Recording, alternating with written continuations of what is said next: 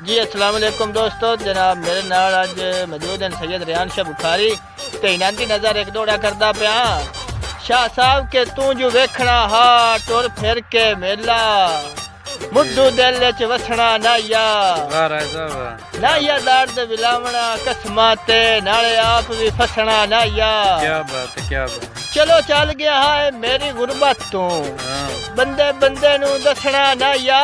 जी राय साहब जी। वड्डा मनुख है उंगल शरीक दी नप के मेरे हाल ते हसना नाया। वाह राय साहब, क्या बात है, क्या बात है। कि सावे वण में या राय साहब जा जा रोल वैसे किसे एक दा बन यो जी शाह साहब के जिस बशर नू बख्त दा अरश विखाया मैं आप दुआई दे दे के बद नजरा तू कज नूट के रखिया है जिन्नू संबर पनाई दे दे के। वाह राय साहब। जिन्नू अपने दिल च थक पिया है वनो वन दियां जाई दे दे के परेशान आ वो बंदा थकदा ही नहीं बेजुर्म सजाएं दे दे के। वाह राय साहब, वाह क्या बात है। राय साहब के वस दे पारा से मर्जा तो लाइया थे कदन बीमार से यो एक दौड़ा जनाब राय हसन अली जिठाना खरल उन्हां दी नजर करदा पिया के राय साहब सारी जिंदगी ताश दे पत्तियां वांगू